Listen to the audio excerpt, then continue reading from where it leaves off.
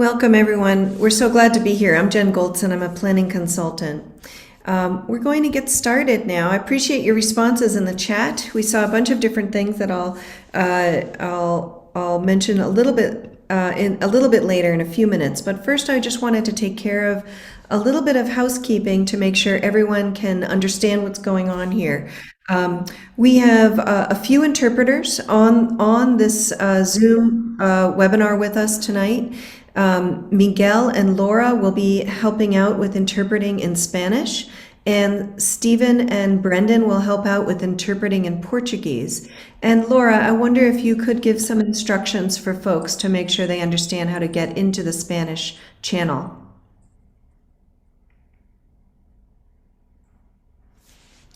Laura, can you hear me?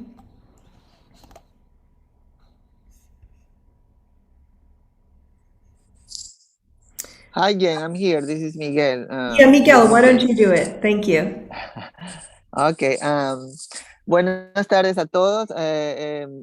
Bienvenidos a este webinar, a esta reunión. Si usted necesita interpretación en el idioma español, por favor, dé clic en el icono de interpretación. Es un icono en forma de globo, en forma de tierra. Usted ahí da clic, selecciona el idioma español y usted es capaz de escuchar esta reunión en el idioma español. Gracias.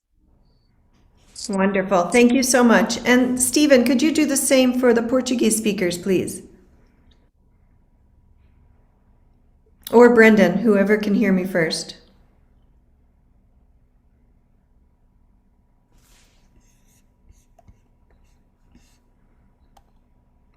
There seems to be a little delay. I hope that either Stephen or Brendan can help us out with the Portuguese channel just to give some instructions before we get started.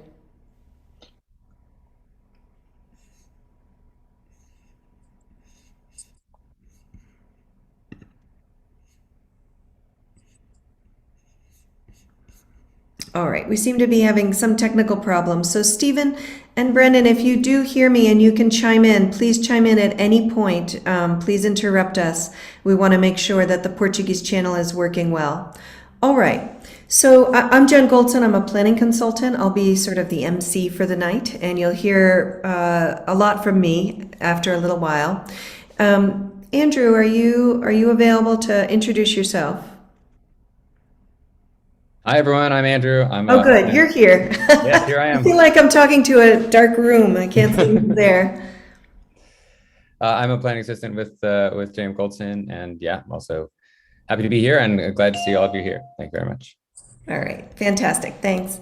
Okay, so I believe I see Mayor Driscoll here, and the mayor can also say a few words. Hey, everyone. Can you hear me okay, Jen? And company? Yeah, great. Just want to say how pleased I am to have so many people attending this forum virtually. And I think it signifies how important housing is in our community, as Greater Boston and Salem in particular have become such desirable places to live. We know that has impacts on the people who are living here, the people who are working here, the people who want to live here, and the people who want to raise their family and grow older here. And the purpose of this, not only tonight's discussion, but frankly, our updating our overall housing plan, is to better understand what those needs are. We know we did a housing demand study in 2015 that taught us that we needed several thousand more units just to meet the demand of people living here. People are living longer. We know there are people from outside of Salem who want to move to our amazing community. And you put that together and it really puts a crunch on the number of housing units that are available. And that has an impact on affordability. This forum and this session and our work around the housing roadmap process is really to help hone in on what our key needs are as a community. A lot of data. Jen and her team, outstanding housing consultant who's worked with a lot of communities to help fine tune what specific areas should be high priorities for us. And then number two, the second part of that is obviously, what are the strategies that we can put in place as a community if we are a place that believes, housing is a moral right, that we want to try and serve our most vulnerable members of our community, to folks who have means and want to live here. We need to come up with some housing strategies.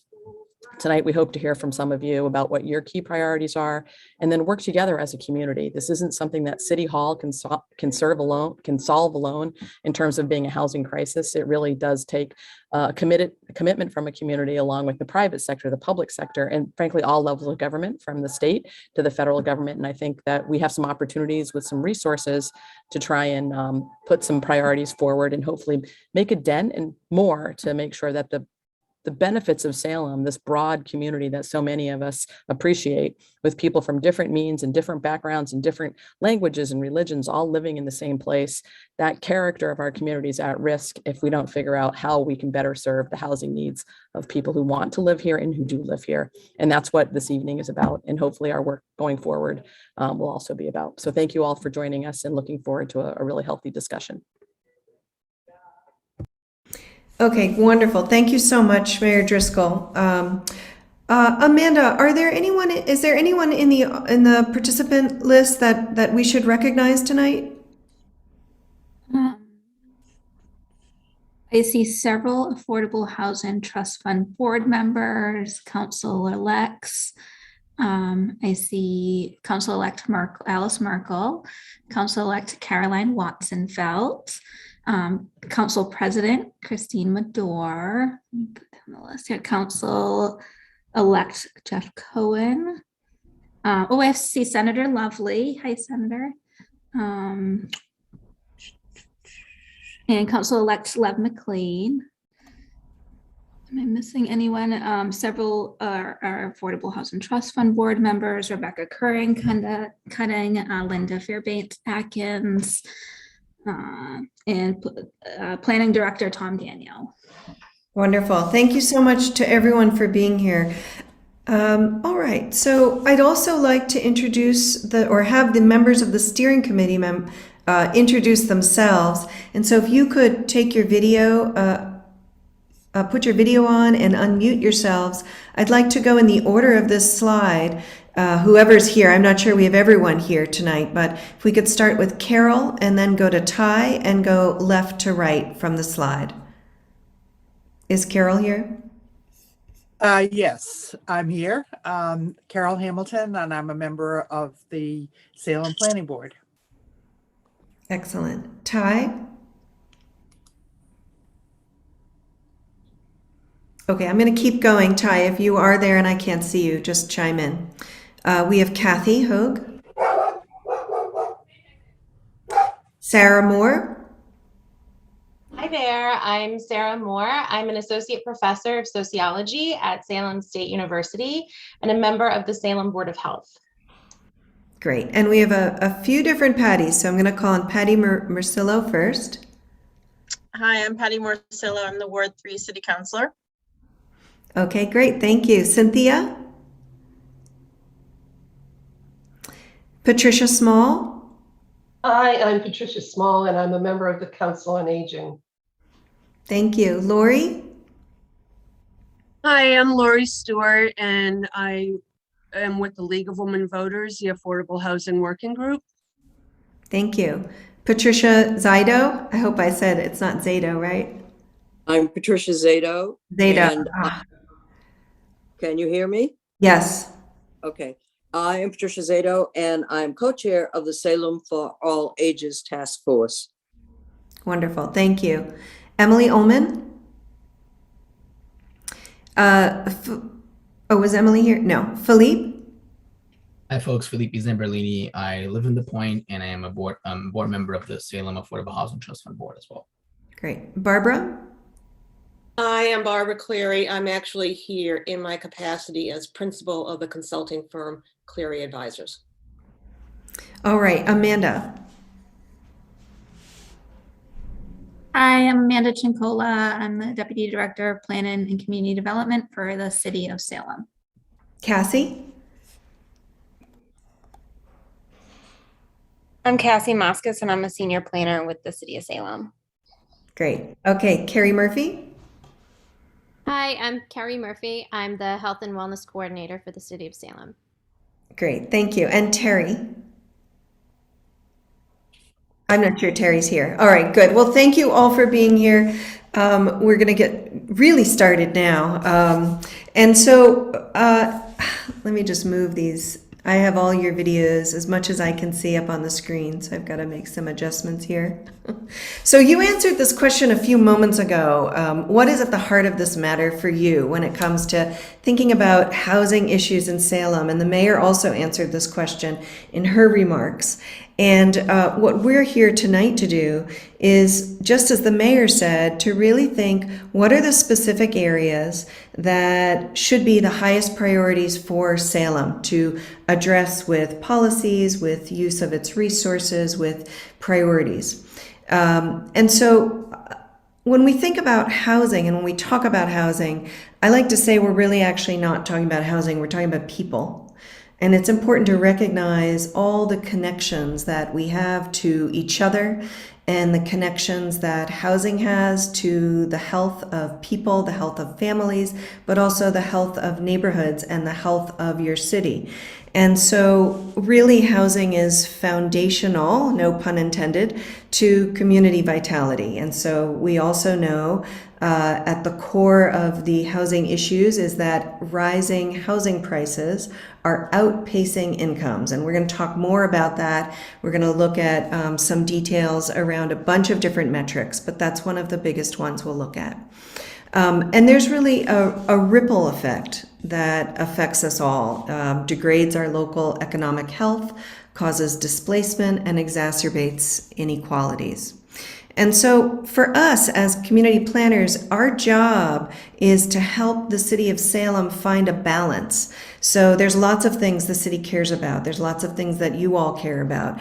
And we want to understand where are the priorities, how does housing policy and the use of housing resources and the use of the city's resources, I should say, how does that affect all of these other things that you also care about? And how can we find a balance so that these things can all work together? And that's really what we want to hear your thoughts on tonight.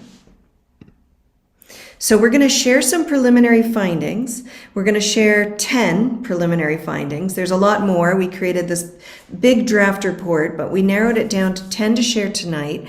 And throughout this format tonight, we really want to hear your perspective. So you'll see that we've peppered the presentation with a bunch of questions for you to answer. And I'm going to talk to you about how you can do that in a minute.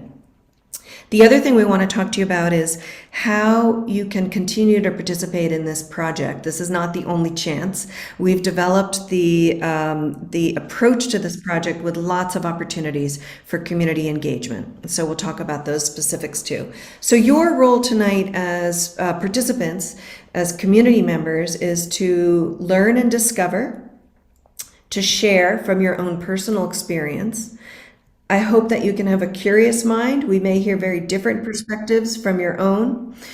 And in that regard, I also hope that we can all be respectful and look for the common ground that you all have. I know it's not easy to come out to a public meeting at night, even if it's on Zoom. And I just want you to know that not only do I appreciate the fact that you're here and committing your time, but I think that shows a lot of common ground for you all. The fact that you would take your time this evening, I think it's a Tuesday evening right now, to be here with us. And so our role is we're going to share those findings, and then we're going to lead you through sharing activities where you'll get to express your perspective on various elements of things that we share. And our job is to listen, really, tonight. Of course, we'll answer questions where we can, but our primary job is to listen. And then I will enforce the ground rules. So we do expect civility, of course, as we do in all community meetings. All right, and so does that make sense in general? You can just put in the chat. We've got a bunch of eyes on the chat tonight. We've got Andrew Oliver here behind the scenes from my team and all of the panelists watching the chat. So if anything isn't making sense or you want some clarity on something, just let us know. All right, so how can you participate today? So we have four tools or ways that we're gonna encourage participation. One, we're going to have a bunch of polling and open-ended questions that you can go to the URL that's actually on the screen here, and Andrew's going to post it in the chat so you can easily grab that. I have a whole slide on how to do this too in a minute, so if you miss it in this slide, don't worry. The second thing we're going to do is use the chat. It's open to panelists, or it's open to you to share your thoughts with panelists at any time. And then we also have opened the Q&A feature. And so if you have a question that you really want to track to make sure that we answer, we will ask you to put that in the Q&A rather than the chat. If you've ever been behind the scenes here, or you've probably been to other webinars, you'll know that the chat is this thing that just scrolls up. And so it's possible that we'll miss something in the chat, even though we have a lot of eyes on it and we try to see everything. But if you really want a question answered, either in writing or live tonight, you should put it in that Q&A feature, and that tracks it for us to make sure that we answer your question. And then we'll also have an open comment time where we would encourage you to go ahead and raise your Zoom hand, and we will then unmute you to speak, and you can ask questions verbally, or you can share your point of view as well. All right. So the other thing I want to tell you is that all of your written comments in the chat will, and as well as the Q&A, so any written comments and in the polling responses for that matter, those will all be part of the public record. So we'll have a transcript of everything that people write. Sometimes people ask me, you know, are private conversations on chat public? And those are public as well. They're all part of the transcript. You will be able to see the questions that people ask. And so if you go into the Q&A window, I don't think we have any questions yet, but when we start getting questions, everyone will be able to see them, and you will also be able to upvote them if you also feel like that's an important question to ask.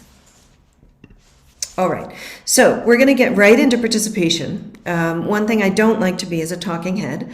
So here we have the more detailed instructions. So you can do this in a number of ways, and the backup plan, if this does not work for you for any reason, is you can always email Andrew, and he's going to post his email in the chat, but it's andrew@jmgoldson.com. So if this doesn't work, just email us your responses. But here's how you do it. You can grab that QR code on your phone.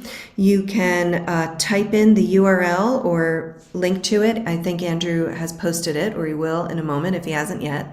And that will just take you right to the browser, and you can participate that way. Or if you'd prefer, you can use your phone to text us your answers. And so what you do, you can see this little diagram. The number you're texting to is 22333. And the first thing you want to do is type in the message Gen G, and the capital doesn't matter. That's just so you can read it easier. And then send that message off.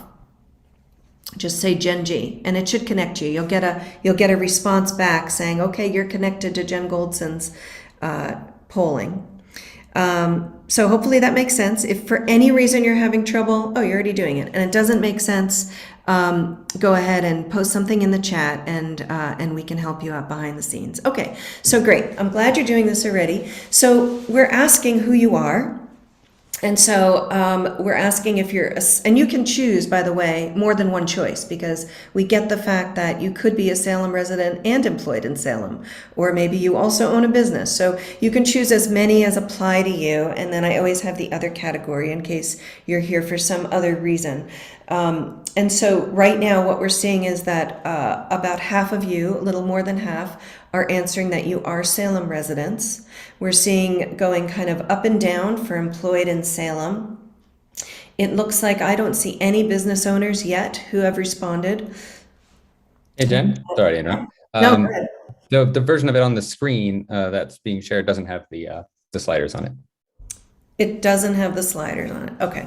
All right. Let me try to share this in a different way. I'm going to stop my share for a minute, and I'm going to actually just share my desktop instead of the PowerPoint. So let me see if this works better. Okay. So let me just go back. You didn't disable that, did you, Andrew? There we go. All right. Can you see it now? Yep. Okay, perfect. Yeah, I don't know why there's that glitch for some reason. All right, good. So I'm gonna make the call here, unless we see in the chat, people are saying, is anybody saying they're having problems, Andrew, or need a little more time to get this up and going? I'm going to put the link in the chat again in response to some of the comments here. It's And I see you can go to this, request go to this link. to do the You'll be able QR code too. I can do that. I think I can go back a slide. So if anybody wants that QR code, it's right here. If you want to take a picture with your phone, it'll get you right into this polling. And then, yeah, Andrew put the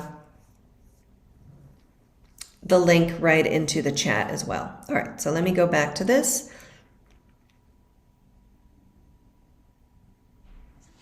Okay, great. So Miguel, yes, I see that you're having trouble. I'm going to see if I can assign you to the Spanish room.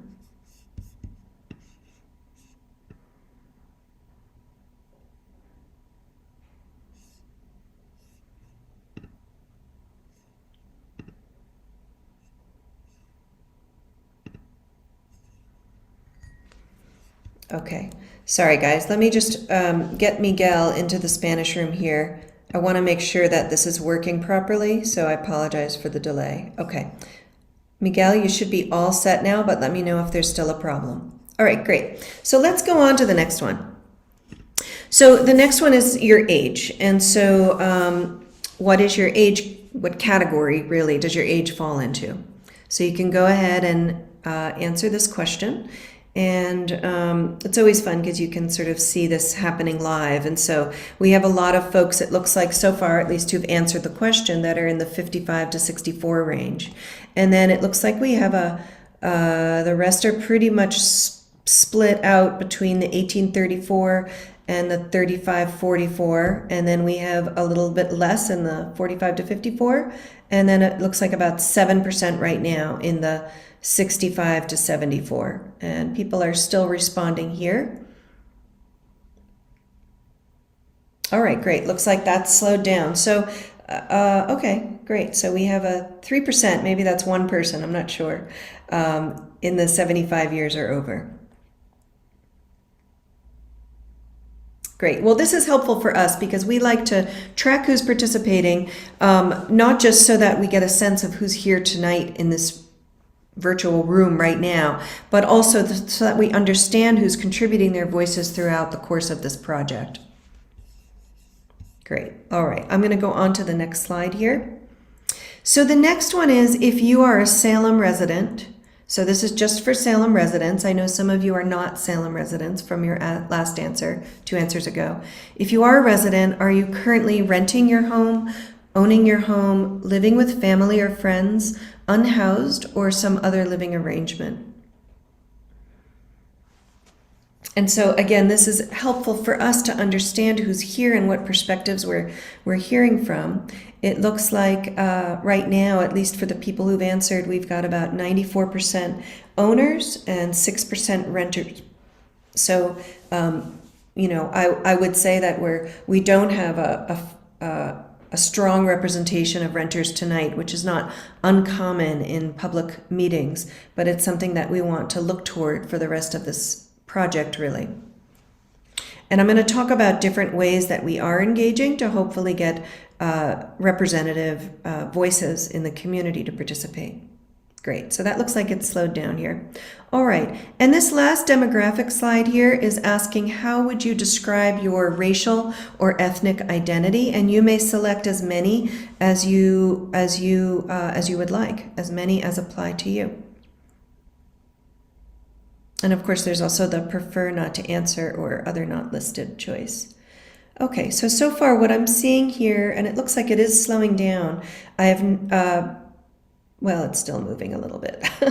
It looks like I have about 82% or so identifying as white, 9% Hispanic, Latino, or Spanish, and then it looks like it's hard to tell, but it looks like I have a very small percentage Asian, 6% now, Black African American, and then looks like maybe one or so. I'm not sure. It doesn't have a percentage. Prefer not to answer. Okay, great. Thank you. Well, that's really helpful for us, and I appreciate you doing that. And there'll be more choices to contribute like that. Those were multiple choice questions, but we also have a bunch of open-ended questions for you too coming up. So be ready for that. So what will this housing roadmap include? It'll essentially have three pieces to it. It'll have analysis, which we've been working on now for a few months. It will have your vision for a housing future, which will include Salem's housing vision as well as associated goals to support that vision. And that's really where your priorities will come out in the plan. It will be through the statement of your vision and goals. And that's mostly what we're working on with you tonight. And then the third thing will be really putting it all together. Well, how do you get that done? What strategies could accomplish those goals and that vision? And then an action plan that's associated with that, saying what entities in the city would be responsible for each of those actions? Where would the funding come from if funding's needed for that action? And what time frame would you want to focus on that action? And so this is just a graphic showing the rough schedule. And so we started this fall doing an analysis on housing needs and development constraints. We did a series of focus groups and interviews, which many of you may have been involved with. And then tonight, we're nearing the end of the analysis phase. It's not done, but we're nearing the end. And we're starting to really work on a vision and talking to more people in the community about what they envision. And so there'll be many opportunities throughout the next few months, really, and into the spring to share your ideas. So there's tonight where we're focusing on the vision and the goals and your priorities, really. There's a community survey that's already live, and we're going to share a QR code and the link to that at the end of this if you haven't taken it yet. We're going to hold a senior housing forum. So it's not for seniors, it's for everyone, but we'll be talking about senior housing needs and getting ideas from you there. And that will be in January, probably towards the middle to the end of January. We're working to pin down that date. We're also going to have our project team, which is the steering committee members and the city staff that you see tonight, who introduced themselves earlier. We're going to be having, they've agreed very graciously to hold what we're calling office hours. And those hours will be announced. They'll be all through the course of December and into January, where anyone can just sign up to meet with one of the steering committee members or city staff. Some of them will be in person, some of them will be on Zoom. And you can choose, a good time for you, and if you prefer in person or on Zoom. But the idea is that you get to talk to someone about your thoughts, about this process, about the plan, about your priorities. And then we're also doing something we like to call meeting in a box. It's basically a kit, a packet you can download that the steering committee members can host their own small meetings. You can host your own small meeting as a member of the community. You can invite friends, neighbors, colleagues, other people that you know in the community, can invite them over to your living room or meet at a cafe or get a room in City Hall or meet on Zoom and run about an hour-long meeting if you go through a series of questions that we've developed. And that will also provide us with really valuable feedback, because if you all help us do that, and the steering committee members are also doing that, we'll have the ability to really connect with a lot more people in the community about this project. And then there'll be a second community forum in the spring, and then later in the spring, towards April, we'll present the draft roadmap for your feedback. All right, so let me start with, we're going to share our preliminary findings, but I really want to give you the bigger context first, taking a step back and thinking about, well, what's going on in the country and what's going on in the state, and how does that impact our community? Because we really can't look at Salem in isolation. And so Massachusetts has one of the lowest housing production rates in the country. The housing production really hasn't kept pace with growth. There's been a lot of economists who have studied this, and this map shows for the states that they had data on are in the blue, the different shades of blue, and you can see that the darker blue has the slowest supply of housing meaning they're not keeping up with the pace of the demand. And so Massachusetts is in the a darker shade of blue here because the production rates have been very slow. And so what does this mean? It means that it affects prices. You can see that the orange and red areas match up closely with the areas that have been underproducing in housing, not keeping up with demand.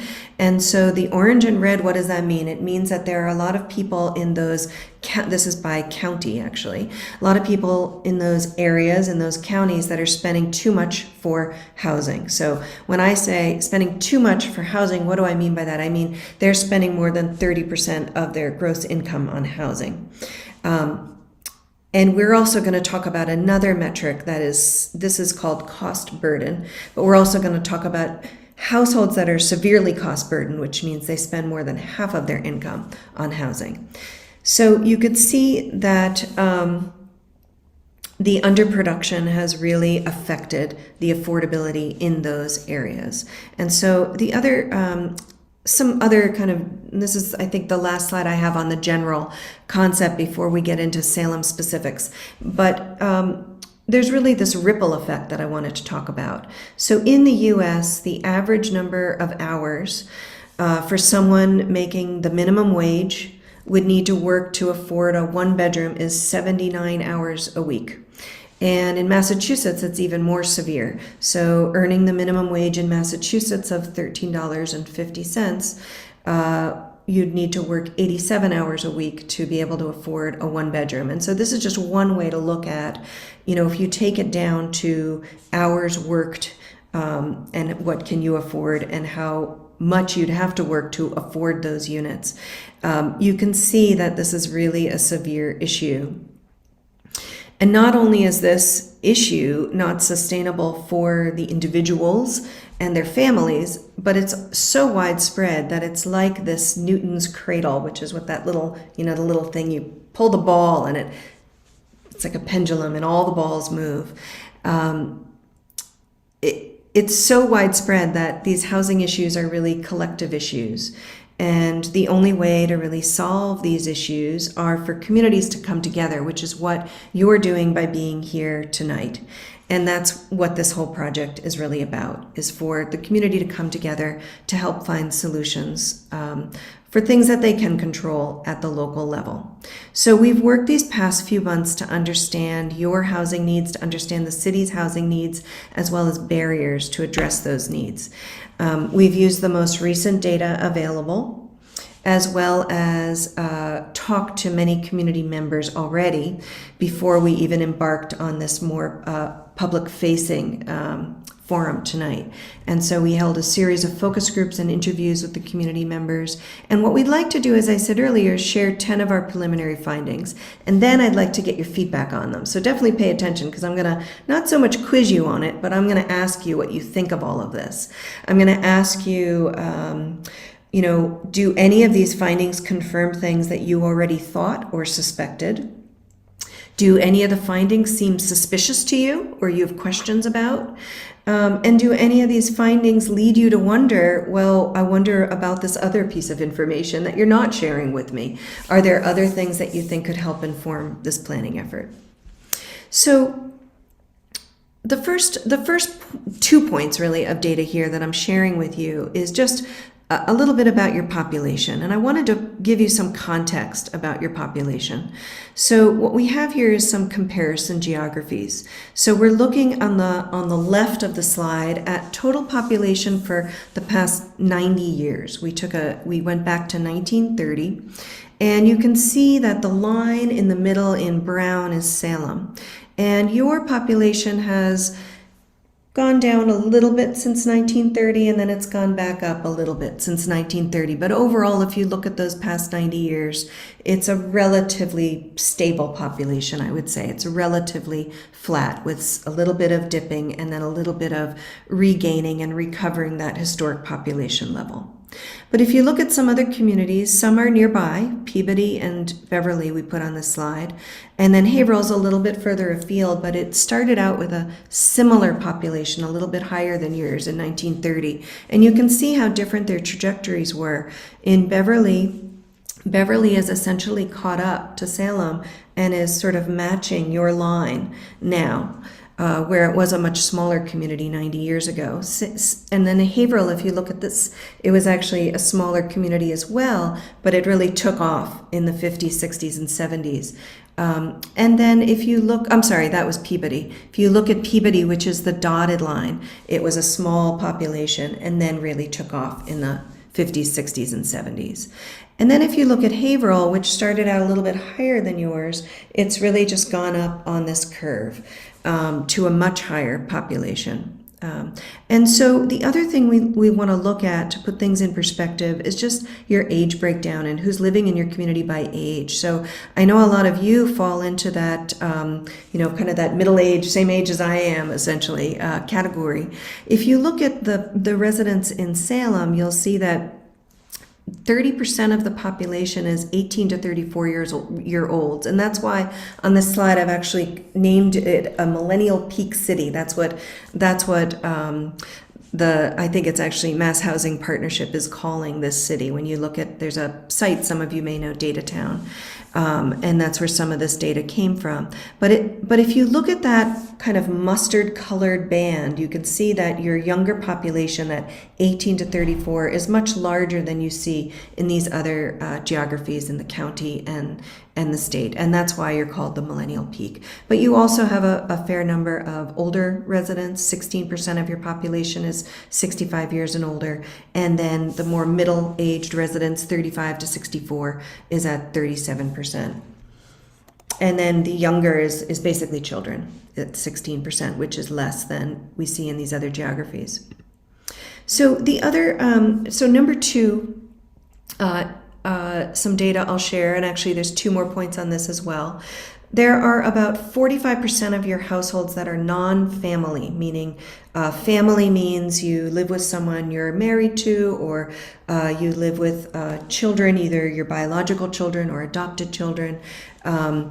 And non-family are unmarried households and people who are living together who are not related. And so you can see that there is a category called roommates, or you're living with other non-family, but most of the people in this category are actually living alone.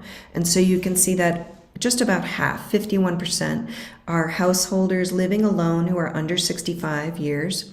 And then about 27% of the population is over 65 years old living alone. And this has actually grown in the past 10 years or so. You're seeing not only growth in your older population, but growth in the number of older adults living alone. The other graph here, the bar graph, is showing it's breaking your population down again by age categories, but this time we're also showing what we call tenure. Do you own or rent a home? And so the orange is the owner occupied in each age group, and and then the blue rather is renter occupied. And so you can see that if you look at the 25 to 44 year olds, there's a large share of renters in that category. More than 50% of that category, that age category, are make up your renters. And then you have a smaller proportion in each of the other groups, but still substantial proportions in each of them. Even for older residents, you have about 3,000 owner and 1,600, a little over 1,600 renter.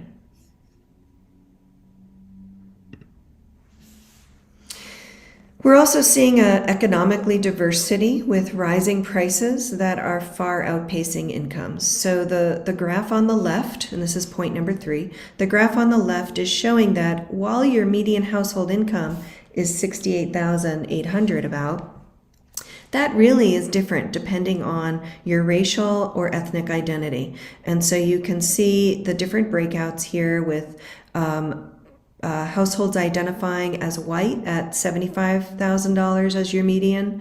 Black or African American households, 43,600 or so. And then Asian, we don't have as many American Indian in Alaska, but that's very low at 11,000.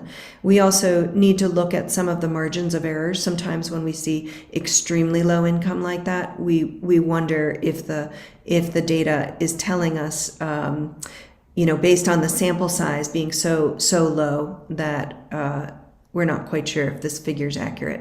Just to point that out to you. Your Asian population, the median income is 133, and you can see the other incomes the other racial and ethnic identities broken out here, including Hispanic and Latino at 34,000 for the median income. And so the other point that we want to make about income as compared to housing cost is here on this graphic right here. And so you can see that essentially in the past 10 years, so between 2010 and the 2019 estimates that we have, the average family income has increased by about 8% in Salem, whereas the home values have increased, or the sales price for a home has increased by 49%. So when I said before a few times that one of the main problems is that housing prices are really outpacing increases in income, this brings home that point for your local statistics. And if anything's not making sense, or if you want me to explain something a little more, just put in the chat. Andrew's looking out for that. So I mentioned the concept of cost burden before. And so I want to bring your attention to these statistics. Many Salem residents are spending more than they can afford on housing. And so we know that about 48% of Salem's households have low or moderate income, meaning they could qualify for affordable housing. And we know that of those low and moderate income households, 42% are spending more than half. So remember before I said cost burden is more than 30%. And so that's an indicator of housing need for us. But what we're seeing is that your low and moderate income households are actually spending more than half. 42% of them are spending more than half of their income on housing costs. So that's called severely cost burden, and it is a real concern. And a lot of those households have extremely low income. In fact, that's one of your greatest housing needs in Salem, is for extremely low income households.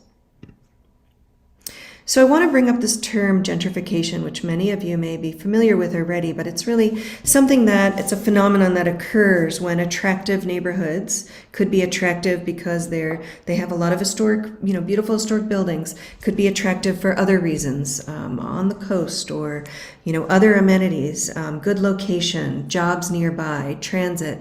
There's lots of reasons, but it occurs when an attractive neighborhood that has lower home values, at least to start out, higher residents start to move there because they're so attractive.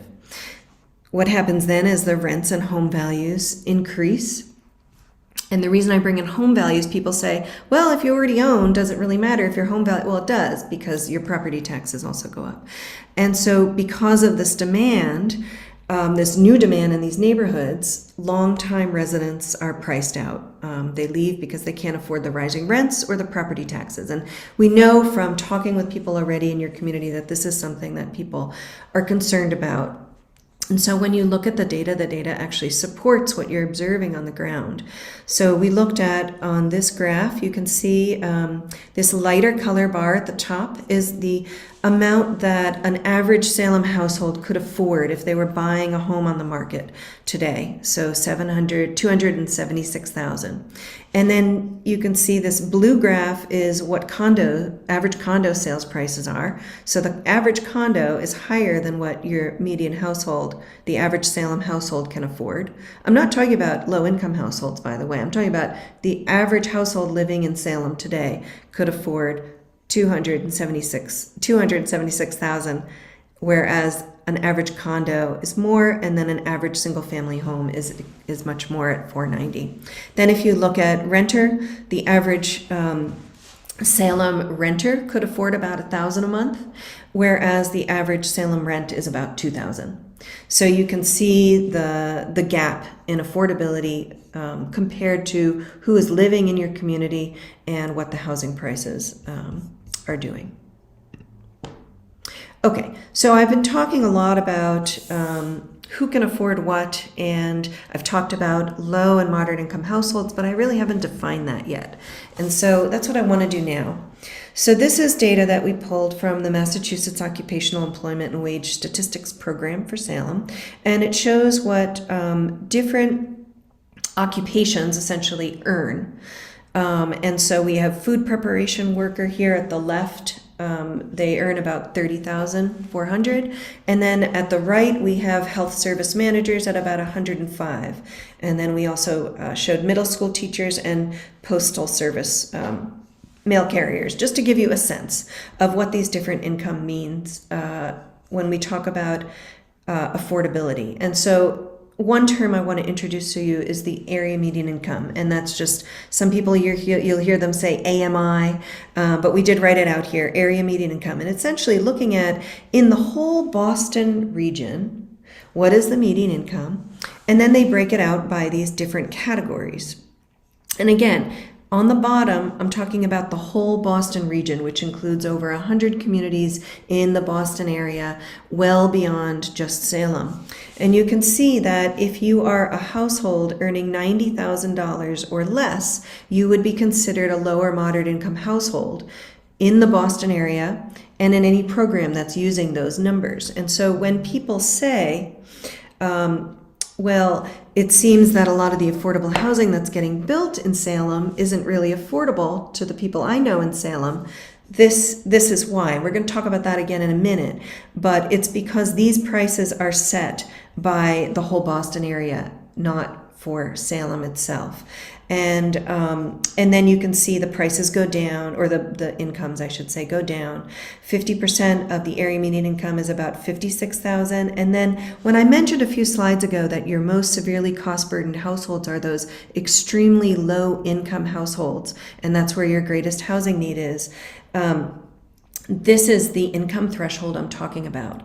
This $33,990 and below would be an extremely low income household.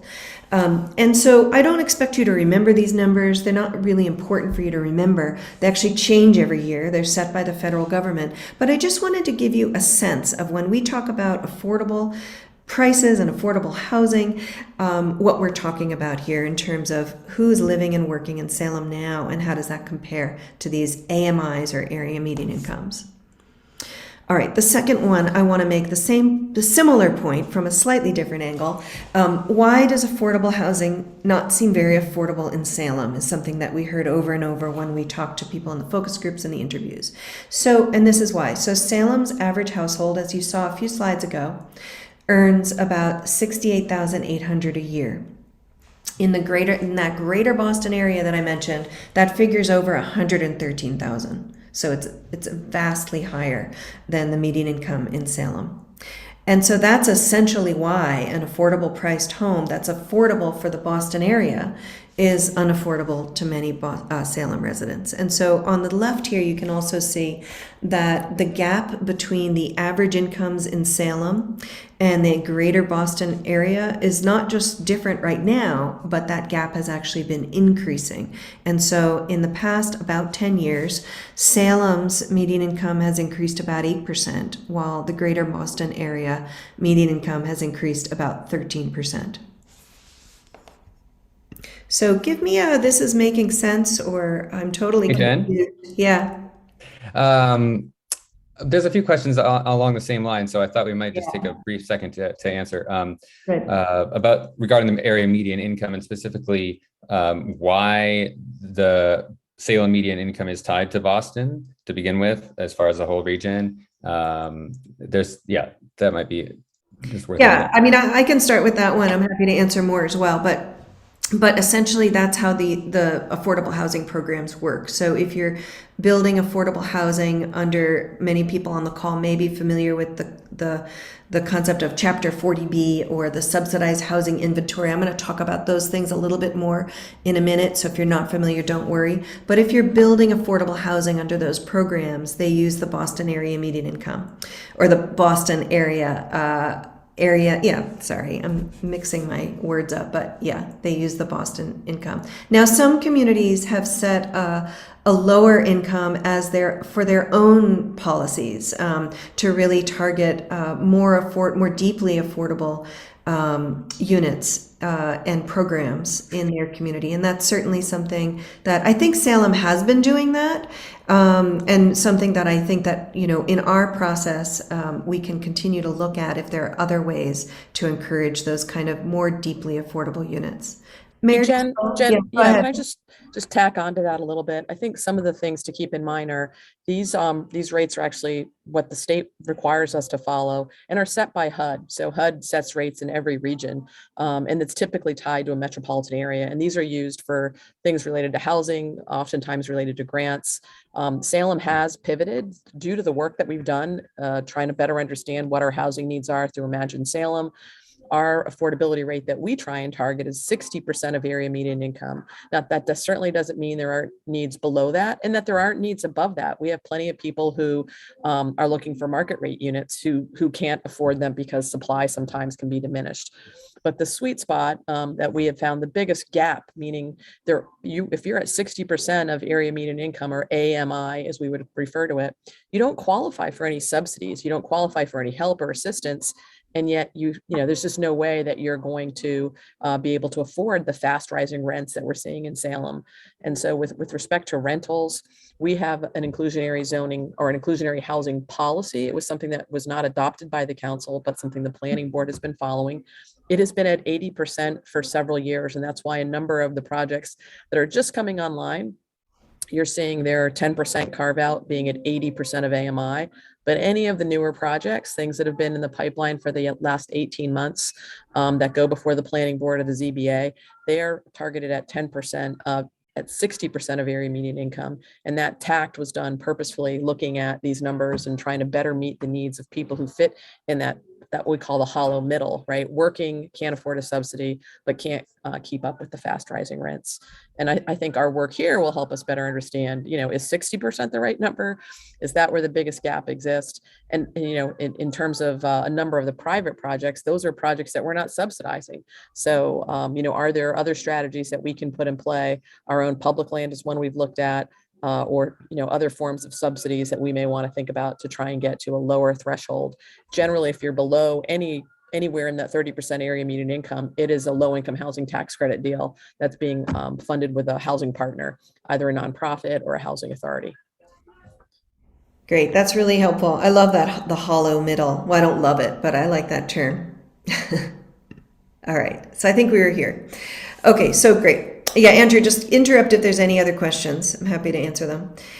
Okay, so we have 3 images on this slide, and the first one shows the racial and ethnic breakdown of the current population in Salem, the estimate of the current population in Salem. And then the middle map is showing Salem. It might be a little hard to read, but essentially it's a dot map, and it's showing these clusters of different colored dots. And it's showing where Black, Indigenous, and people of color are living. And you can see that there are clusters of green, which represents Hispanic, people identifying as Hispanic. Orange is identifying as Black or African American, red is identifying as Asian, and then purple is 2 or more races. And you can see in the point area in particular, the cluster of BIPOC populations. And then here in the third graphic is a map showing the different, by census tract, showing the different median incomes in Salem. And you can see that the lowest median income is in that point region, or the point neighborhood, I should say. And so what we're finding is that, things that people have been telling us are confirmed by a lot of the data that we're finding, that BIPOC, lower income, immigrant, linguistically isolated residents, in particular, the point neighborhood is particularly vulnerable to what I was talking about before with the rising housing prices and the gentrification pressures. And so I have a feeling I'm not telling you anything you don't already know, but sometimes it's confirming to see things in these map forms. Okay, point number 9, we're almost through the 10 points here. Condo conversions. So many property owners in Salem, and I know that this is already on people's minds, are are choosing to convert multifamily housing into condominiums. So from apartments, from rentals into ownership form of tenancy. And so in the past, since 2016, so in the past 5 years, the city's records show that there have been 457 units converted into condos. That actually represents about 5% of the total occupied rental units in Salem. And we actually mapped those. And so you can see where those units have been converted, and the larger size dots are larger number of units that were converted. And so you can see that there are lots of clusters in various neighborhoods here. And then the 10th point we wanted to make is that Salem is at risk of losing existing affordable housing stock. And part of our job and our scope is to look at each of these sites that are potentially at risk in the coming years and help the city strategize on how to work to save these, what they call expiring uses. There are different reasons that units can be lost to market rate units. Essentially, they would be converted. They would still be there probably, or unless they got demolished, but they'd probably still be there, just converted to market rate. So they would not be affordable anymore. And so this map shows where those properties are. It also shows all of the affordable properties in the city that the state counts on its list that's called the Subsidized Housing Inventory. And that's just the list of all the affordable units in each community. So Salem currently has about almost 12.6% of your year-round housing stock is considered affordable by the state. That's 2,391 units. In the next 20 years, so by 2040, there are about 570 units that are set to convert potentially to market rate homes. So that's about 24% of the total units on the subsidized housing inventory. And those units are shown in the lighter kind of mustard. The darker brown is the rental properties, and then the dark blue color is affordable ownership properties. And then again, these mustard colors are the ones that are set to expire in the next 20 years. Okay, so that was everything. I hope I didn't bog you down too much. Yeah. Jen, can I just jump in for 1 second? Yeah. There's been a lot of questions in the Q&A, and I realized that I've been answering them, and then they go into the answered section, so people might not have seen them. There was just some talk about the family households, people living alone, some questions about the area median income and things. So if I just wanted to mention that those things are there, and there's some things coming in the chat which we can talk about in a minute as well. Okay, great. But you think we should keep going for now, Andy? Andrew, sorry. Sure. Okay, great. Well, there was one question actually that might be worth addressing. When we were looking at the map of the U.S. as a whole, there was a question about whether, to what degree this housing prices and shortage apply across all of Massachusetts. And obviously that varies from place to place, but yeah, that was one thing that came up. Okay, great. Thank you. All right, good. So Andrew, I think if you make this live, he's behind the scenes doing some of this, like the wizard. If you make this live, people can start to answer this. So you can just type in your answers to this. If you go to that same, if you go back to your browser or text in, it's the same exact link, and you can just start typing in. So what I really want to know is, did anything that I just share with you confirm what you already either knew or suspected was the case? And I would just love some confirmation if any of what we just shared resonated with you, that you're all living or involved in other ways with the community. And yep. I've made it live, but it doesn't seem to be live. Try again. Okay, the mayor says it's working. Okay, great. All right, cool. So you should all be able to answer now. So yeah, it helps us to test what you're seeing on the ground with what we're seeing in the analysis that we've put together. I'm also curious on the next question I'm going to ask is if anything didn't resonate with you. But the first thing I want to just know is, did any of these findings confirm what you already knew or suspected? So we're getting some answers in now. The incomes and racial breakups were on point. Okay, great. All 10 confirmed what I unfortunately knew. I knew most of this. The disparity between the area median income and availability of housing stock that is affordable. Yeah. No idea. We were a millennial peak city. Feels like there are not that many young people. Oh, interesting. Okay. Some of those young people are college students, just so you know, that is counted in there. The overall need of affordable housing, that housing and rental prices outpace income. Yeah. You knew the majority. Condo conversions and loss of naturally affordable rentals. That a large number of apartments are being converted to condominiums. And consistent with what I knew, having followed this pretty closely, most confirmed what I knew. The age brackets were surprising, as were the number of single households. Oh, okay, interesting. So the analysis confirms that Salem needs to be very innovative about producing very low income housing. I didn't realize our population has been stable for so long.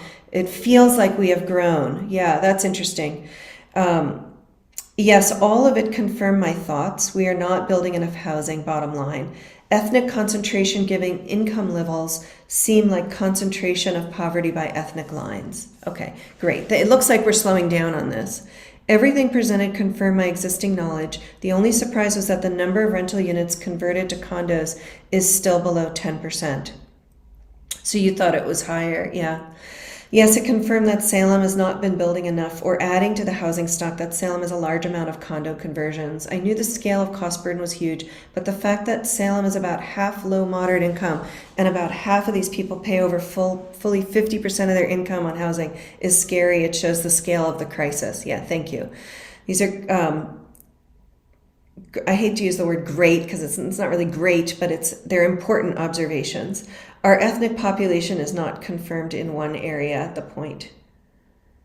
I follow these issues pretty closely, not much new. Wish we could use exact Salem AMI numbers, although 60% is way better than 80%. Yeah. Okay, Andrew, are we getting any Spanish or Portuguese answers in? No, there's nothing at the moment. Okay, all right. So let's go on to the next one because it seems like that slowed down unless you have some more that you're approving back there. Approval's not on. Yeah, turn it on. Okay. All right, good. So the next one is what aspects of the findings, so some of you said this already, so you don't have to say it again. We'll kind of sort your answers into the right category when we do the transcription. But if you didn't already answer this question, what surprised you, or what do you question? And I want to give you an opening to say, this data doesn't sit right with me. Could you check on that? Because like I said in one of the slides, sometimes the margins of error are very low for certain things. And so we do want to go back and check some things. And that's one reason we really like to test what we're finding on the ground with you all to see if anything's not sitting right. But it could just be that you're surprised for other reasons, not that you're suspicious of it, but that you're just surprised. So, Andrew, is this one on, and are people able to respond? Does seem to be on.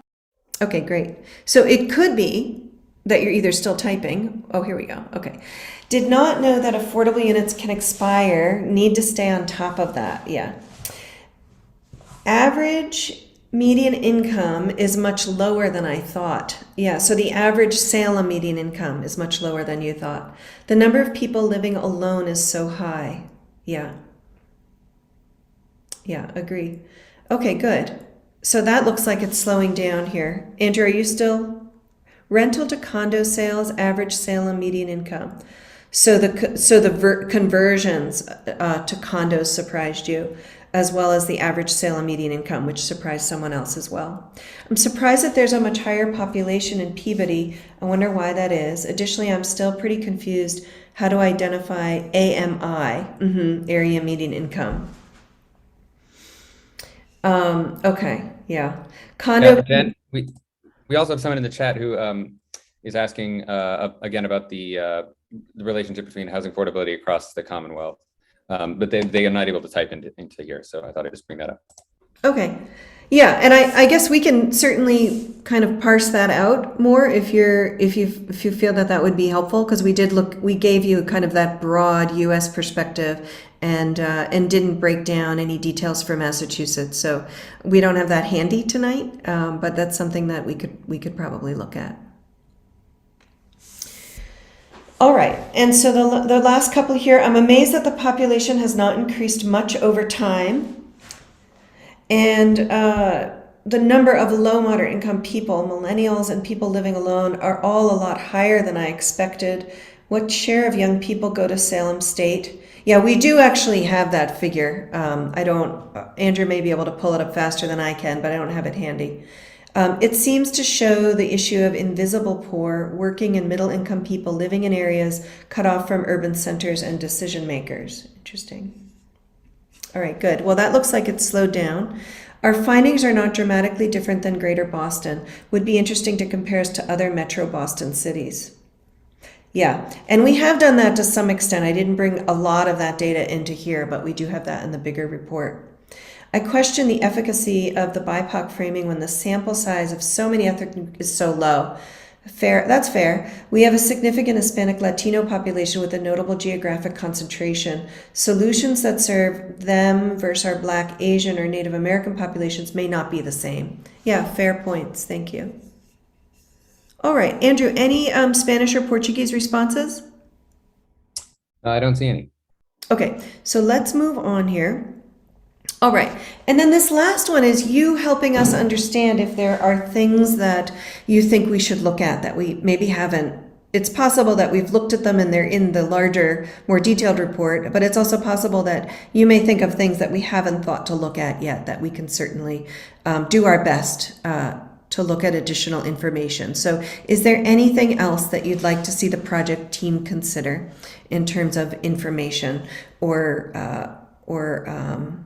other resources, I guess, that we should consult with? All right.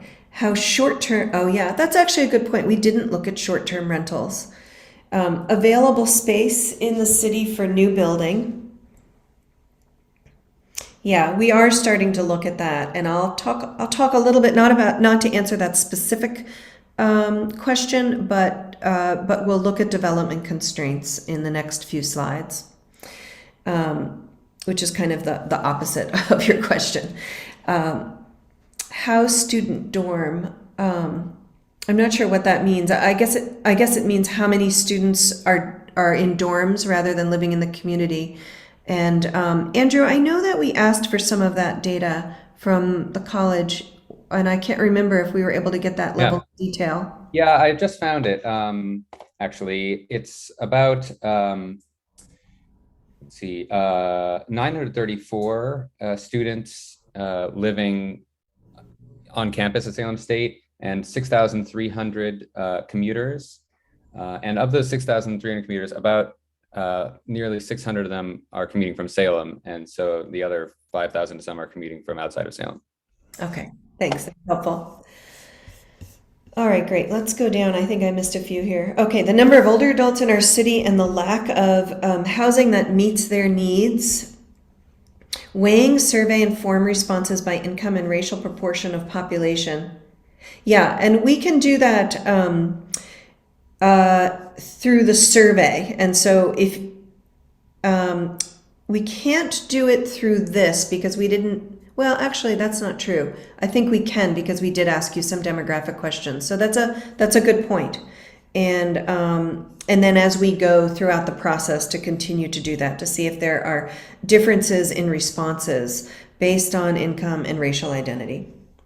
Okay, what resources can be provided to individuals to purchase affordable homes more than what's available already with the Salem Community Development Department for first-time homebuyers? How to serve those with severe housing needs, very low area median income. How to increase housing while also preserving the historic value of Salem. The number of people who commute to Salem for work and what jobs those are. Yeah, we actually do have that in the report. Oregon's recently passed statewide rent control law, which includes mandated notice and payment to tenants whose leases won't be renewed, and Minneapolis elimination of R1 zoning. Yeah, Andrew, you didn't write that, did you? No, I'm just kidding. No, I didn't. Andrew is actually calling in from Portland, Oregon. Just a coincidence. All right. mention that there's a couple of things that have been coming in the chat and the Q&A. In the chat, there's been some talk about various models in other cities that have been successful at preventing displacement, as well as creating government-owned housing in places like Vienna and New York. And there's also a question coming in the Q&A about how these plans jive with the new wetlands ordinance. I think we are going to talk about that in a little bit. Yeah, a little bit. Yeah. And another question about rent subsidies versus the increased supply of market rental units to stabilize rental costs. So that would be another thing to add to this list, I think. Yeah, okay, great. Let's see, what are the rates of new units being added to inventories in nearby towns? It would be useful to know density by the city's regions or areas. People tend to worry about density. Okay, right. I don't think we're actually all that dense, particularly compared to other Massachusetts cities. Can accessory dwelling units have a greater impact to meet housing needs? Expanding into our existing infrastructure before we consider building on vacant land. Need to tread lightly and carefully when attempting to develop city-owned property. Home ownership broken down by demographic data. Okay, yeah, I think we can do some of that with the census data, but we'll have to look at how finely we can break it down.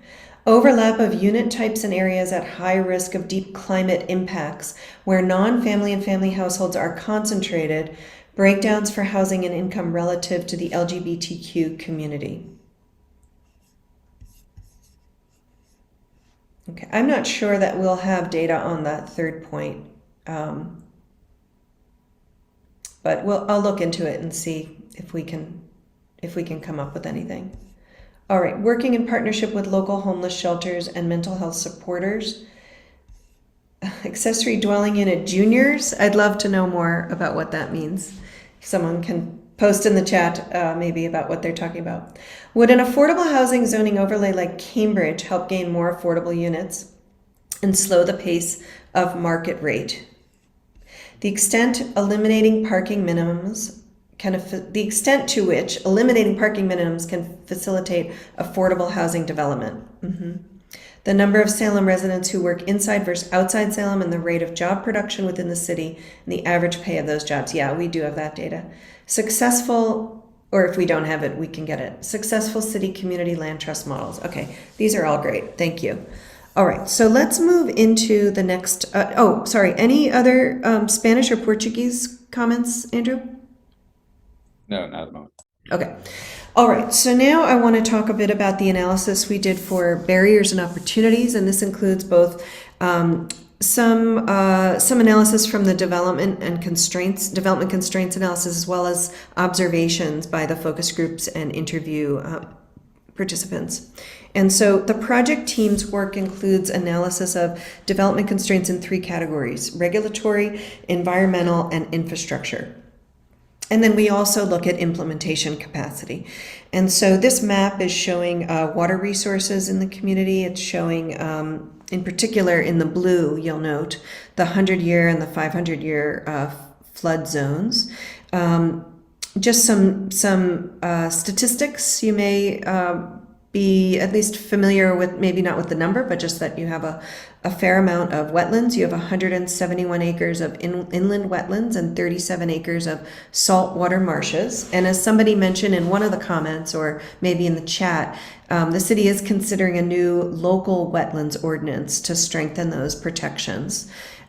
Flooding in Salem is a high frequency event, which many of you may have experienced firsthand, I imagine, likely occurring more frequently than once in 5 years. And the impacts of climate change will exacerbate those extreme weather events. So when we look at those 500-year and 100-year, flood levels, they'll become more and more prevalent as time goes by. And so these areas in particular, I know that the city is already aware of this and already prioritizing repairs and doing infrastructure improvements, repairs to seawalls, tide gates, as well as improving capacity for stormwater drainage, for pump stations, and a slew of other mitigation strategies. But we just wanted to acknowledge that here as well. Almost all properties in Salem are connected to both public water and public sewer. And our research has found that both systems have adequate capacity for growth. You have sewer from the South Essex Sewerage District and then public water from Wenham Lake. The other piece that's actually not shown on this map, but the other piece that I'll mention here is that because Salem's been an industrial community for so long, there is a lot of contaminated soil. And so that can be a development barrier, but there are resources to help mitigate that. But that's just one of the things that we wanted to just bring up as something that is, not atypical in a community like Salem. And then someone mentioned, at least in one of the comments, about local resources and how to balance housing needs and housing options and development in particular with preservation of historic assets. And so I did want to acknowledge, and this map is showing local historic districts as well as National Register districts, that Salem, of course, you all know this already, has a wealth of both natural and historic and cultural resources. And I'm bringing this up because it's not only something that's valued by residents and irreplaceable, but also integral to your local tourist economy. So they're important resources for many reasons. The 4 local historic districts have about 550 structures that are protected in those districts. And then I'm going to mention 5 key insights that we heard from stakeholders through the focus groups and interviews. One, people pretty much across the board agreed that they're witnessing a severe housing shortage, especially for three or more bedroom affordable apartments for families, small affordable units for seniors who wish to downsize, as well as for younger residents. Housing for residents with disabilities, so accessible housing and housing with supportive services, and opportunities for affordable ownership units as well. Second point is to seeing adaptive reuse as the solution to a lack of developable land overall, as well as kind of going hand in hand with that, needing to streamline the local development review process. Third point we heard was a lot of discussion around sea level rise and flooding impacts of climate change, wanting a focus more on transit-oriented and walkable development, taking sea level rise into consideration when choosing sites for development. Fourth point here, participants expressed concern over the rapid rate, as we saw from some of the statistics I shared earlier, of those condo conversions, particularly in the Point, Bridge Street, Neck, and South Salem. And then the 5th point, gentrification was a key issue for many participants who are witnessing it firsthand, witnessing the loss of what people call naturally occurring affordable housing. And sometimes you'll see that as NOAH, NOAH, and you might scratch your head at that acronym, but it basically means housing units that don't have deed restrictions. They're not counted in the state size as affordable, but they're lower priced because they, for whatever reason, maybe they're smaller units, maybe they're older units, maybe they're in certain locations that have lower property values, but you're seeing a rapid loss of those naturally occurring affordable housing units. And then also witnessing loss of those 3+ bedroom affordable apartments that are affordable for families. And we also heard, not that specific statistic, but we heard, or observation, but we heard from the schools when we did the interview with Superintendent Drake, that they are seeing a lot of families needing to move away due to affordability issues. And so particularly concerning, since Salem was traditionally a more affordable city. And the Point neighborhood was mentioned over and over again as being very vulnerable to gentrification. Okay, so now I'd like to hear, we're going to do a multiple choice question, and then I'm going to ask you to explain why you chose what you chose here. So you can choose as many as you'd like, but given that I'm asking about priorities, it would be helpful, if possible, if you actually could give me your top priorities. And I'm not going to give you a number. If you really feel like all of these are equally important, then choose all of them. But if you feel like 2 or 3 or 1 in particular is more important than the others, that would actually be helpful for us to know. Or perhaps you say, I'm looking at this list and I don't think any of these are important. So I gave you the none of the above choice. So the choices are, and you're already filling this out, which is great, more diverse housing types in general, equity inclusion through housing policies, housing options for Salem's workforce, affordable housing that is affordable to Salem residents, accessible housing options for residents with disabilities and older adults, permanently supportive housing for those at risk or currently unhoused, and then the none of the above choice. And of course, this is your opinion on what you'd like to see the city prioritize through its policies, through its allocation of resources. Okay, so it looks like things are slowing down a little bit. To me, it looks like the greatest choice that I see is affordable housing that is affordable to Salem residents, and we spent a lot of time talking about that in particular. So we have about 25% or so. Housing options for Salem workforce is coming in right behind that at about 23%, and then I have 2 at 19%. More diverse housing options in general and equity inclusion through housing policies. And then a little bit lower, 7% each, I have accessible housing options and permanently supportive housing options. Okay, great. Thank you. And so I'm going to move on now. And now I'd really like you to just explain why you chose the priorities that you did from the last slide. And including I think the 1 or 2 people who picked none of the above, I'd like to hear if you have priorities that are different from the ones we listed. I'd really like to hear those.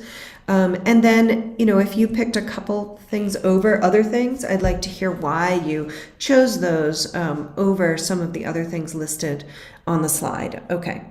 So the first thing I'm seeing is Salem residents need more affordable options, which is that, affordable options that are priced for Salem. People are moving out of the city due to affordability. Yeah. In the chat, we also have a priority. I would add greater support for renters seeking to access ownership.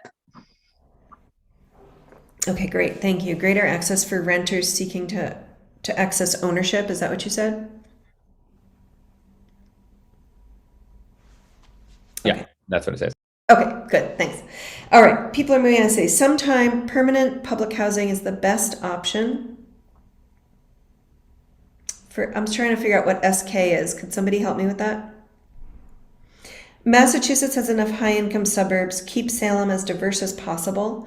We haven't spoken much about our unhoused Salem residents. Important to me that we don't leave those folks behind in this plan. Okay, that's fair.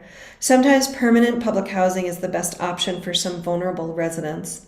People should be able to reasonably afford to live, work, and enjoy Salem. I want the most vulnerable housed. Thank you. Okay. Could somebody explain the SK? Does anybody know what that means? Okay. People should be able to reasonably, I read that one, sorry. Here we go. At the root of the housing crisis is a crisis of justice and equity in our distribution of resources.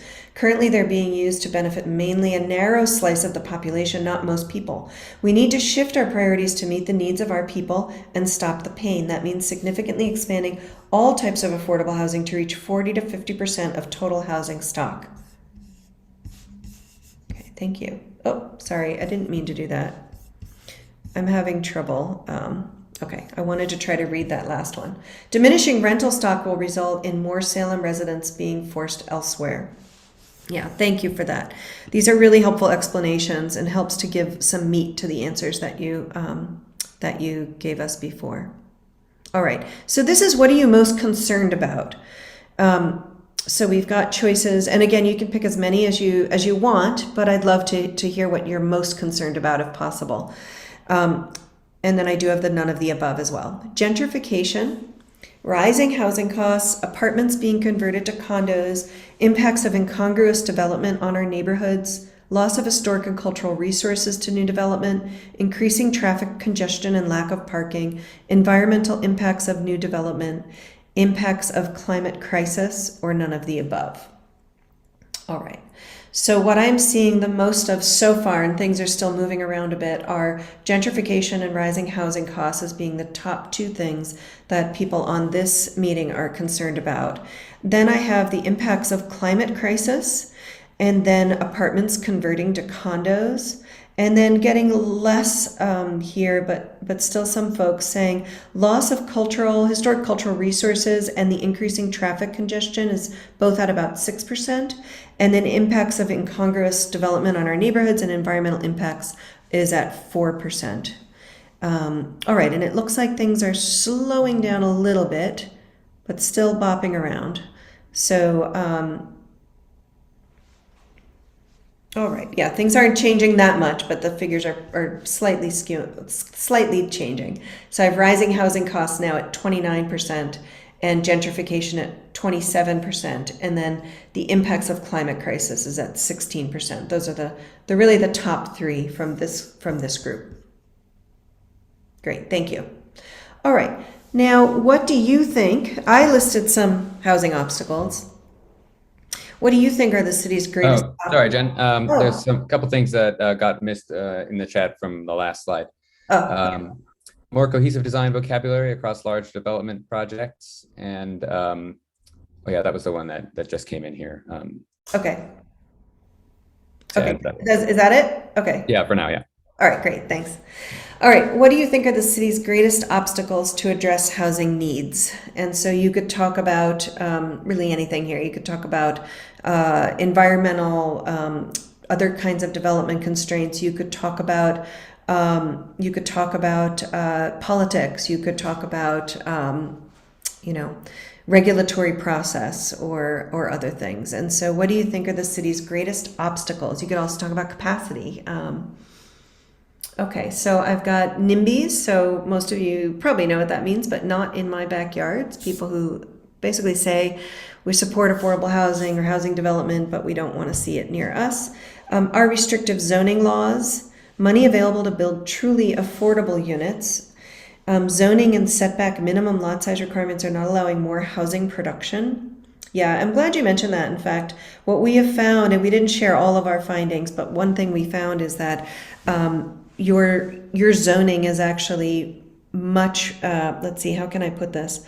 You couldn't build Salem today under your current zoning because the zoning is so restrictive. And so if you look at a lot of your mostly historic residential neighborhoods, those neighborhoods could not be built today under the current zoning. And so that's when people say that zoning is restrictive, it's not even reflective of what's on the ground now.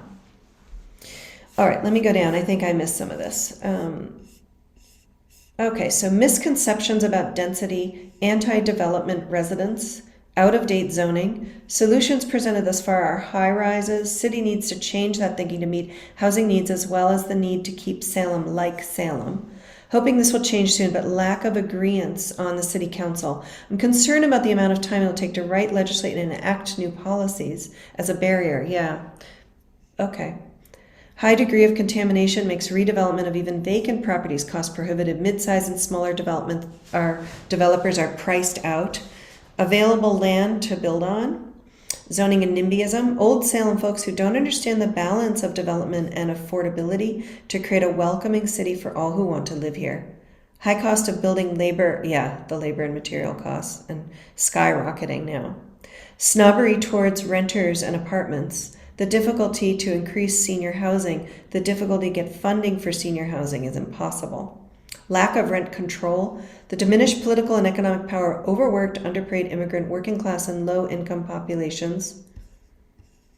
We're victim of our own success. People coming from cities closer to Boston, Somerville, and Cambridge, with high equity in houses and condos there and are outbuilding locals for existing housing stock. If you own a property, that's a good thing. If you're trying to buy, it's a problem. Not sure what the answer would be. Great.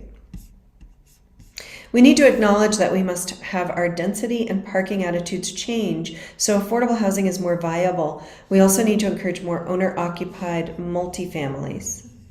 Too much investment capital influencing the market versus actual home hunters, hoping this will change when interest rates finally rise. Bananas build absolutely nothing anywhere, anything. Yeah. We need to raise the affordability requirements in new development and set that affordability to 30 to 60% of the area median income. Airbnbs, so the short-term rentals. Okay, this is great. Looks like things are slowing down here.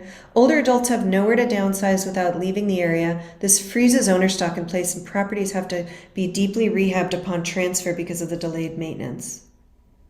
More available in town, low cost, or free public transit, right? Because all of these issues are tied together. All right. Andrew, any Spanish or Portuguese answers? No. Okay. Residents who want to warehouse seniors in isolated age-restricted housing, which require car ownership. All right. That looks like it might be the last one. Great. Thank you. All right. Now, I asked you about constraints, so I have to ask you, what do you think are the greatest opportunities? So let's end this with a positive spin, and you can help direct us when we're starting to look at opportunities as well. And so what do you think are the city's greatest opportunities to address housing needs? And you can talk about anything from funding sources, capacity, specific ideas. You may have ideas for programs or ideas to address specific regulatory barriers, any kind of opportunities you can think about. Acknowledging that there is even a need is a great start. Salem Golf Course. Okay, that's the first time I've heard that one, so that'll be interesting. We'll have to look into that. Redevelopment of historic properties. Salem is an amazing place to live, work, and have fun. Our people and our infrastructure make it great. Yeah. Reformation of the Byzantine zoning codes. The condo conversion ordinance will be helpful, which is already in the works. Accessory dwelling units are a great idea. Another idea would be to allow more zoning to allow duplex homes. More roundabouts. Okay, as opposed to traffic lights. Inclusionary zoning ordinance. Tenant protections, condo regulations, resiliency ordinance that anticipates areas that won't be habitable in the near and long-term future. Use public land to build affordable housing. Accessory dwelling units and redevelopment of publicly owned land. Allowing additions to historic structures without destroying them. Movement on the development of the Sylvania site and some kind of solution to all the vacant land on Highland Ave. Yeah, we've heard from the focus groups too along the Highland Ave area. Infrastructure bill, etc., provide federal dollars for housing. Examine, make changes to zoning that are positive for affordable units, homes, and apartments. Many community resources are out of Salem that could assist, like the YMCA, LifeBridge, and Youth Build. Condo regulations allow owners to build additional units into their buildings, especially if they can provide off-street parking. Great. Allowing higher heights in certain areas. All right, it looks to me like we're slowing down, get the residents of the point engaged and determine what they desire for their neighborhood. Much higher affordability percentages, 75 to 100% in new private, public, and community land trust developments. Vienna, Singapore, Montreal, New York, and increasingly Boston have embraced and are embracing this model with tremendous success. A Federation of Neighborhood Community Land Trusts is a promising model for community ownership without government control. Upzoning and 40R along Highland Avenue. All right, I think we're slowing down, and I'm assuming since we haven't gotten any yet that there's no Spanish or Portuguese, right, Andrew? Right. Okay. Refreshing to have more open-minded city council. All right, thank you. Okay, I'm going to move on, and we have one last question before we close, and this is a multiple choice question. Have you taken the city's housing survey? Yes. Yet? Yes, no, not yet, but I know about it, and I didn't hear of it before tonight, but I will take it. And I should have said, no, that's right. No, not yet, but I know about it, because I want everybody on this call, on this meeting to take it. Hopefully you'll take it if you haven't yet, right after we end, because I'm about to give you the QR code where you can take it right away. You can have it open on your browser so that when we leave, you can take it. And the other thing I'd like to ask is that you share the link. We have Spanish and Portuguese versions of the survey as well, and we'd really like really high participation in the city. You don't have to know about housing policy or have a master's degree in community planning to take this survey. It's meant to ask people about their own housing needs and the needs that they're observing in the community from their own perspectives, what they're seeing on the ground in the community. And it can be long if you answer every single question and you answer all of the open-ended questions as well. You can also skip questions that are not relevant to you. And then just so you know, the survey takes you through a bunch of loops depending on how you answer questions. So some people will get certain questions that other people won't get depending on how they're answering. So this is the link. You can just scan that QR code. And Andrew, if you could put the link to the link tree or the URL rather in the chat for folks to grab that easily. So there are many ways to continue to stay involved in this process. This is our first public meeting that we've had. The community survey I mentioned is now live. We're doing a senior housing forum that focuses on senior housing and senior housing needs and senior housing types. That'll be in January. The date is being worked on right now, but I think it's going to be in the middle to the latter part of January. And I mentioned the project team office hours, so look for that. We'll have announcements on social media, on the project website. We can also email everyone who registered for tonight so that you all can get an email for when those are happening. And then we'd love to have you host a small meeting yourself. So if you're interested in that, you can just send us you can send us an email. You can also call Cassie, I think if you could just post the number that people should call in the chat, that would be helpful. And then Andrew, you could post your email address if you haven't already. So anyone who wants to host a small meeting themselves, we have a packet that you can use. And we would love for you to do that because it's a way to really reach more people. Someone said earlier, we want to reach more people in the Point. We're talking a lot about the Point neighborhood. People who live there should get involved in the conversation. And so that'd be a great place to have some small meetings. So focusing on populations that, maybe you're not always hearing from in these kinds of processes through these small meetings. So let us know if you'd like to volunteer for that.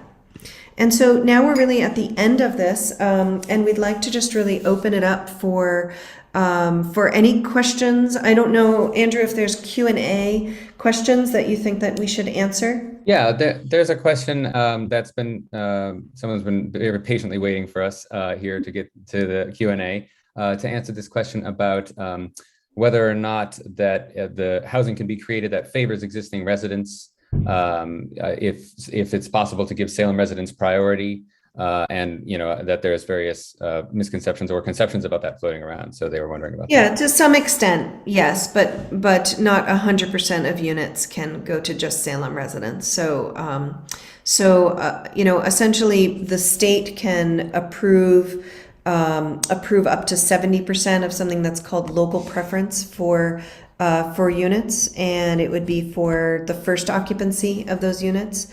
And I don't know in the past what Salem has been able to get approved from DHCD, but that would be the maximum. So the answer is yes, but with some limitations. And I can speak to that. We actually have received 70% local preference on most of our, I think almost all of our subsidized housing inventory, our local action units created through market rate developments. Again, we just need to demonstrate that there's not going to be a disparate impact on protected classes. So when we do that, we look at the data of who's currently living in Salem, where our housing needs are, what our housing authority waiting lists are, that sort of thing, to demonstrate there's not a disparate impact if we do a local preference. And the local preference is for Salem residents. It can also be for Salem employees, so people who work in Salem. Yeah, thank you. That's great, Amanda. Thank you. Okay, is there another question, Andrew, in the Q&A? The other question was from quite a while ago about subsidization of rents, and the balance between subsidized housing and market rate units that can stabilize costs. Well, I'm not I've addressed understanding the that. question. Well, the question was: is subsidization of rents always necessary, or can the increased supply of market rental units stabilize the rental costs? But I think just speaking to that balance, which I think that might have come in earlier when we were looking at the national slides and things. Yeah.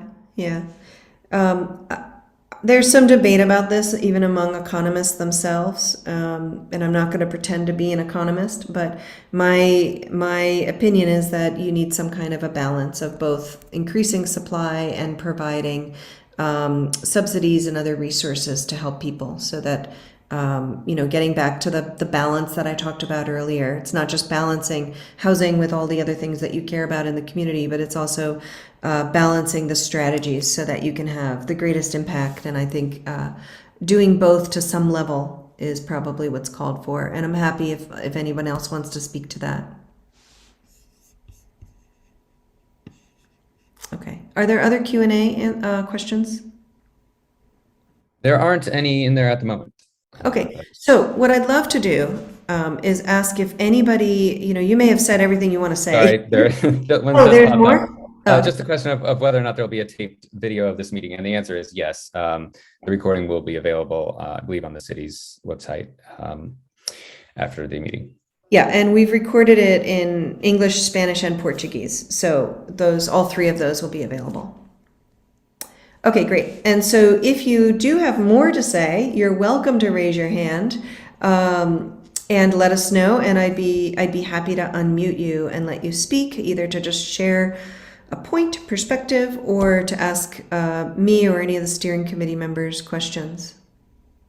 So I'm not seeing any raised hands at this moment, but maybe you're thinking about it and want to raise your hand, but please feel welcome if you'd like to.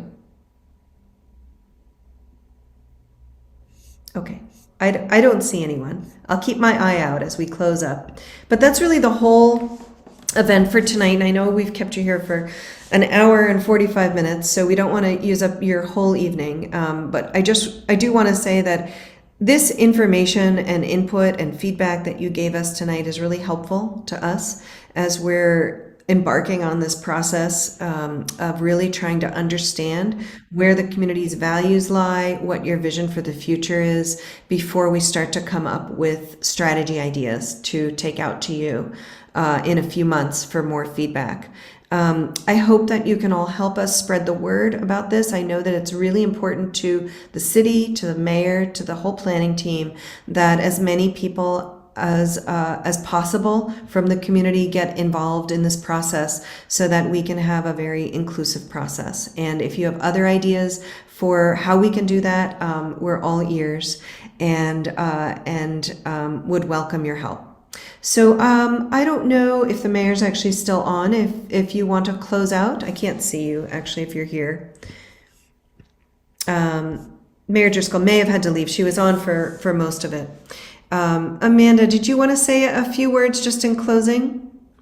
Yeah, I just wanted to again thank everyone for coming tonight. We really appreciate you taking the time to share your feedback with us, and those meeting in the boxes that we reference. We will also have printed packages that you can pick up at City Hall. If you're local, I'd also be happy to bring them to you. We want to make it easy for you to participate and help host those kind of meetings. So thank you all very much. We appreciate it. All right.